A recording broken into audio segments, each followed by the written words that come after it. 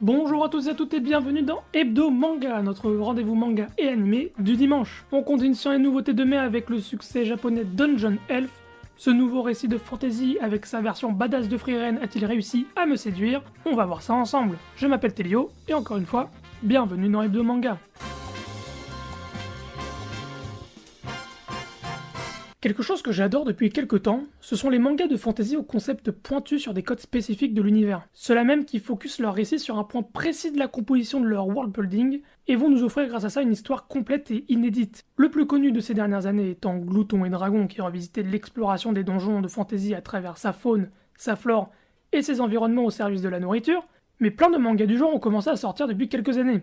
En vrac, on peut citer Sohara et les bâtisseurs fantastiques, qui suit les traces d'une troupe de nains parcourant le monde des démons pour leur construire de nouvelles demeures adaptées à leur espèce, ou encore Beast King and the Medicinal Herb, qui va explorer les ingrédients naturels pour concocter des remèdes venant en aide aux différentes créatures. Bref, les exemples ne manquent pas, et je suis tombé assez fan de ces mangas de par leur singularité dans un paysage qui peine souvent à se renouveler dans la construction de son monde et de son histoire. Voilà donc le contexte dans lequel commence le manga dont je souhaite vous parler aujourd'hui, car celui-ci étant récent car débuté en 2024 au Japon et comptabilisant 3 tomes là-bas, c'est un peu l'un des derniers exemples de ce style précis de manga de fantasy. Mais malgré cette courte ancienneté, celui-ci a réussi à conquérir les librairies japonaises dès son premier tome, en faisant un des nouveaux exemples du genre fantasy dans le paysage manga actuel. Bref, aujourd'hui, on parle de Dungeon Elf, qui pose donc les coffres dans les donjons. Même les fans inconditionnels de RPG sont incapables de répondre à cette question. On les retrouve dans les hautes herbes de la forêt où débute l'aventure, dans des endroits mortels que même les héros parcourent en s'attendant au pire, et parfois même à l'intérieur d'une simple maison. Les coffres sont toujours là pour aider discrètement les aventuriers à maintenir l'équilibre du monde. Voici l'histoire méconnue d'une elfe solitaire et mystérieuse qui porte des coffres sur son dos. Maintenant que vous avez entendu le synopsis, vous comprenez un peu mieux toute mon introduction, car effectivement, Dungeon Elf est un manga de fantasy nous offrant comme récit rafraîchissant le parcours d'une elfe surpuissante errant dans le monde pour déposer dans les différents donjons les coffres au trésor que chaque aventurier souhaite trouver après avoir terrassé la créature maîtresse des lieux. C'est un postulat très original et franchement très réussi, car on est directement embarqué dans une de ces missions, nous permettant de comprendre par un exemple pratique plutôt que par des explications son travail assez singulier. Chaque chapitre va nous présenter des biomes différents, avec leur faune et flore, leurs particularités et où les coffres doivent être déposés, profitant de ces passages pour s'atteler à différents plaisirs impossibles ailleurs, tels que la cuisine locale ou autres joyeusetés artisanales. D'ailleurs, certaines similitudes ne sont pas sans rappeler un autre succès de ces dernières années, car évidemment suivre le voyage sans fin d'une elfe aux cheveux blancs, tout en découvrant le world building du mangaka à travers ce voyage dont la protagoniste connaît déjà les moindres détails, ce n'est pas sans rappeler Frieren, qui a conquis le cœur de nombreux fans à travers le monde. Ce n'est pas un hasard, et je pense que cette ressemblance lui a valu quelques lecteurs rien qu'au visuel et au concept. Après,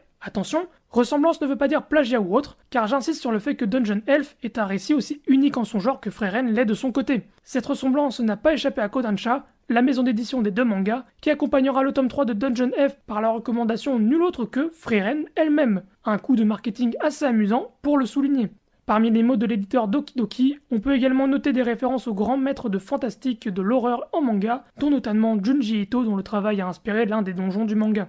Bref, dans son récit et sa structure, Dungeon Elf est une pépite truffée de références à de gros noms du milieu, dont le mangaka River Slan saura tourner à son avantage chaque étape de son histoire. Quoique, je dis mangaka, mais River Slan n'est en fait pas vraiment un mangaka, mais plutôt le nom d'un duo aux commandes de l'œuvre. Laissez-moi vous présenter cette alliance assez atypique qui a donné naissance à cette œuvre, car côté scénario, on ne retrouve toujours pas le nom d'un scénariste, mais on retrouve Jiro Knuckle, une équipe de production de textes, principalement de scénarios pour la télévision, le cinéma, l'animation, les mangas, les romans, les jeux, bref, crédité notamment sur des jeux peu connus entre 2022 et 2025, ainsi qu'en tant que scénariste sur le jeu Silent Hill The Short Message en 2024. C'est donc cette même année 2024, après le jeu Silent Hill, que cette entité s'associera avec un dessinateur pour créer Dungeon Elf. C'est la première fois que je vois un collectif au service d'un scénario comme celui-ci, en dehors de par exemple des collectifs comme Clamp ou autres trucs ultra populaires du genre. Si vous avez d'autres exemples, n'hésitez pas à me les mettre en commentaire, ça m'intéresse vraiment.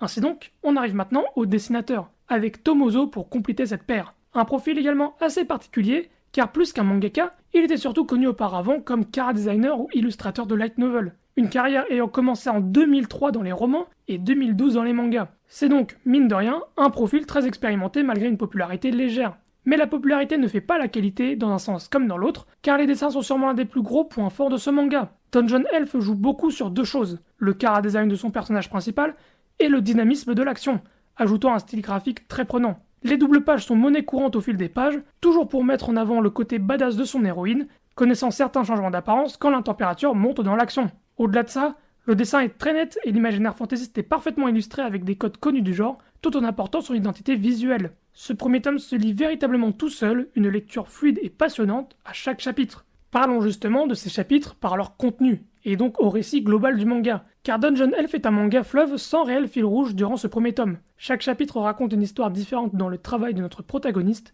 offrant une histoire inédite à chaque occasion. Comme c'est un manga mensuel, les chapitres sont plus complets avec plus de pages qu'un rythme hebdomadaire, donc plus de pages pour poser un récit plus complet dans ce style de manga. Ainsi, la force du manga passe avant tout par sa protagoniste, Snail, dont le nom est très secondaire dès ce premier tome, se présentant comme une elfe centenaire ayant connu toutes les mésaventures possibles. Dotée d'une grande force dont je vous laisserai découvrir l'origine, elle a toute d'une héroïne stylée et badass, n'enviant en rien les plus grandes aventures du milieu. Ainsi, entre personnalité et chara-design, on est sur un personnage très plaisant à découvrir, ce qui est le plus important pour ce type de manga.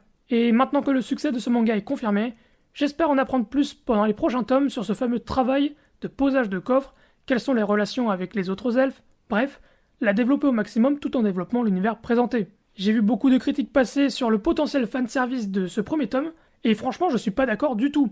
Le récit ne fait que mettre en avant sa protagoniste comme une femme fatale, forte et indépendante. Le dessin met en valeur sa protagoniste comme l'histoire le fait tout autant. Je trouve que les gens s'affolent un peu dessus, je comprends même pas pourquoi c'est ressorti autant quand j'ai lu les critiques sur ce manga, car franchement on est bien plus au-delà de la limite de l'acceptable. Si vous êtes gêné par un bikini justifié par le fait de devoir plonger dans des cavernes sous-marines à plusieurs centaines de mètres de profondeur, effectivement Dungeon Elf ne va pas être pour vous. Mais si vous voulez suivre une protagoniste qui n'a que faire de l'apparence, voulant mener toutes ses missions à bien comme elle le peut, là déjà Dungeon Elf vous parlera un peu plus. En tout cas, de mon côté, Dungeon Elf est clairement parmi mes nouveautés préférées de 2026, et j'espère qu'un succès aussi retentissant qu'au Japon l'attend chez nous, tant le titre se mérite pour moi sur ce début d'aventure.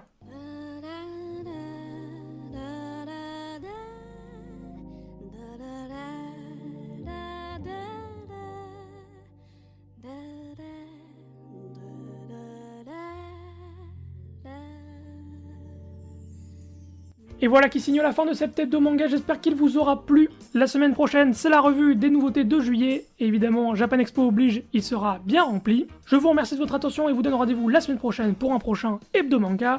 C'était Elio, ciao!